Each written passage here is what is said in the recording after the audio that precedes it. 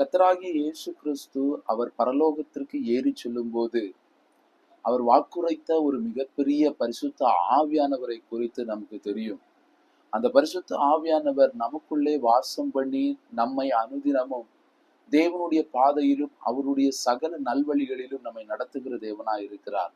அந்த பரிசுத்த ஆவியானவர் நமக்குள்ளே கிரியை செய்கிற ஒரு தேவனாக இருக்கிறார்.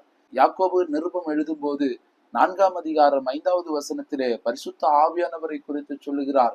நமக்குள் வாசமாய் இருக்கிற பரிசுத்த ஆவியானவர் அவர் வைராக்கிய வாஞ்சை உள்ளவராய் இருக்கிறார் என்று வேதாகமம் வீணாய் சொல்லுகிறது என்று நினைக்கிறீர்களா என்று சொல்லி ஒரு கேள்வியை கேட்கிறதை நாம் பார்க்கிறோம். பரிசுத்த ஆவியானவர் நமக்குள்ளே வாசம் பண்ணி மிகப்பெரிய வைராக்கிய வாஞ்சையோடு நம்மை எப்படியாவது உயர்த்த வேண்டும், இந்த ஜனங்களை உயர்த்த வேண்டும், அவரை ஆராதிக்கிறவர்களை உயர்த்த வேண்டும், அவரை துதிக்கிறவர்களை ஆசீர்வதிக்க வேண்டும், அவர்களை அநேகர்களுடைய கண்களுக்கு முன்பாக புகழப்படுகிறவர்களாய் மாற்ற வேண்டும் என்று சொல்லி மிக வைராக்கியத்தோடு மிக வாஞ்சையோடு உங்களுக்காக அவர் கிரியை செய்து கொண்டிருக்கிறார். இந்த நாளிலே ஆண்டவருடைய சமூகத்திலே அந்த பரிசுத்த ஆவியானவருக்கு நீங்கள் ஒப்பு கொடுங்கள். உங்களுக்குள்ளே வாசம் பண்ணுகிற பரிசுத்த ஆவியானவர் அவர் உயர்த்த வைத்திருக்கிற வைராக்கியத்திற்கு ஒப்பு கொடுங்கள்.